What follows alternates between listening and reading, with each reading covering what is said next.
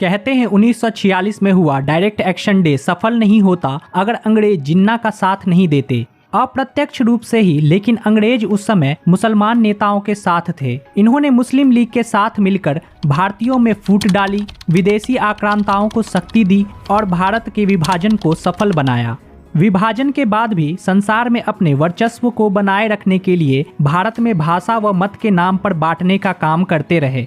फिर चाहे वो सिख, जैन, दलित, द्रविड़ व भाषा के नाम पर फूट डालो शासन करो की नीति हो, या भगवान के नाम पर झूठ को बढ़ावा देते हुए संसार भर से प्राकृतिक धर्मों का सफाया करना हो। हिंदी को अरबी फारसी में लिखकर उसमें कुछ अरबी फारसी के शब्द डालकर भाषा कहने का पाप हो, या फिर भगत सिंह व सुभाष चंद्र बोस जैसे कई सच्चे स्वतंत्रता सेनानियों की निशानियां मिटाने का षड्यंत्र हो। हर जगह आपको अंग्रेजों की दुष्टात्मा का अनुभव हो जाता है।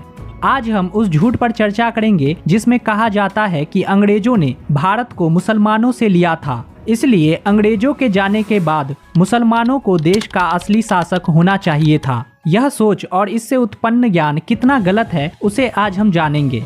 वास्तव में अंग्रेजों ने भारत को मुसलमानों से नहीं बल्कि हिंदुओं से लिया था। 1700 के दशक के मध्य तक भारत में इस्लाम एक पराजित शक्ति के रूप में उभर चुकी थी।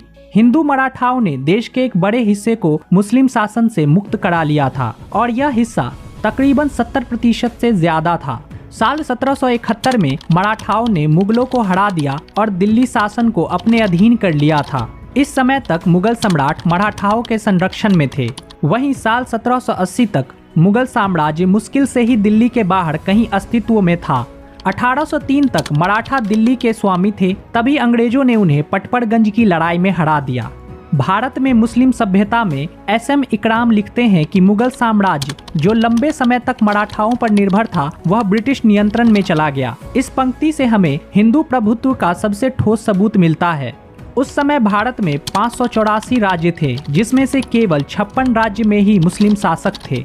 इसे अगर आसान भाषा में समझे तो जब अंग्रेजों ने नियंत्रण करना शुरू किया तो भारत में इस्लामी शासन अस्त हो रही थी और प्रभावी राजनीतिक शक्ति हिंदुओं के पास थी। लेकिन जब ऐसा था तो मुसलमानों को पाकिस्तान कैसे मिल गया? तो ऐसा इसलिए हुआ क्योंकि मुस्लिम लीग के पीछे धूर्त अंग्रेज खड़े थे जो रूस के खिलाफ एक जागीरदार राज्य बनाना चाहते थे।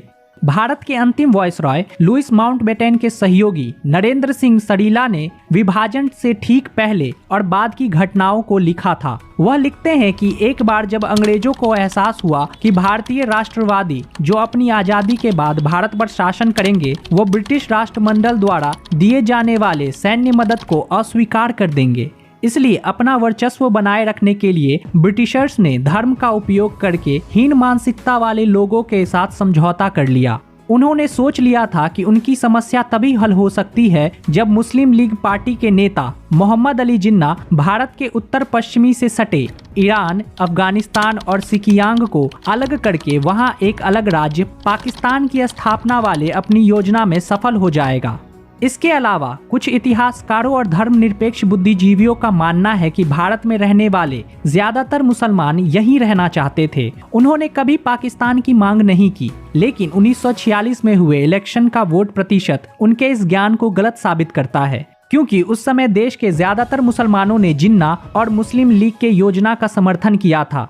जरा आप भी इस समय के वोट प्रतिशत को जानिए। उस समय मद्रास, बॉम्बे और उड़ीसा के 100% मुसलमानों ने मुस्लिम लीग को वोट दिया था। वहीं बंगाल में 95%, मध्य भारत के राज्य में 93%, आसाम में 91%, पंजाब में 86%, बिहार में 85%, सिंध और उत्तर प्रदेश के 82% मुसलमानों ने पाकिस्तान राज्य को बनाने पर अपनी मुहर लगाई थी। लेकिन सोचिए, हमारे देश की व्यवस्था यह है कि आज भी अलग देश की सोच रखने वाले ये बुद्धिजीवी भारत को अंदर ही अंदर तोड़ रहे हैं, लेकिन कोई कुछ नहीं कर रहा। आज भी अंग्रेजों का हाथ इन्हीं देशद्रोहियों के साथ है। यूरोप का विनाश भी यही धूर्त अंग्रेज अपने ही हाथों कर रहे हैं। आप उस वीडियो को हमारे चैनल पर देख सकते हैं। दुश्मन की शक्ति स्तंभों को अगर हम अनदेखा करेंगे तो अच्छे से अच्छा हमारे लिए यह होगा कि हम अमेरिका के मूल निवासियों की तरह हार जाएंगे और अपनी सभ्यता को विलुप्त होते अपनी आंखों से देखेंगे। सबसे बुरा हमारे लिए यह होगा कि हम दुश्मन के गुलाम बनके अपने ही लोगों के विरुद्ध लड़ेंगे और रोज अपना व अपने बच्चों का शोषण होते हुए देखेंगे। जैसे कि आज के मुसलमान व ईसाई जो कभी हिंदुओं की तरह प्राकृतिक धर्म का अनुसरण करते थे और आज हर माह मस्जिद में ज़कात व चर्च को 10वां भाग देते हैं, अपने बच्चों को दूसरों से द्वेष करना सिखाते हैं, साथ ही भगवान के नाम पर झूठ का प्रचार करने का काम करते हैं। यही चर्च व मुल्ला जब इनके बच्चों का शोषण करता है तो यह केवल हाथ पर हाथ रखकर रह जाते हैं।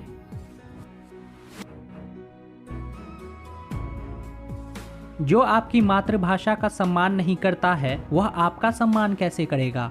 खरीदारी केवल उससे करे जो आपकी मातृभाषा का सम्मान करे।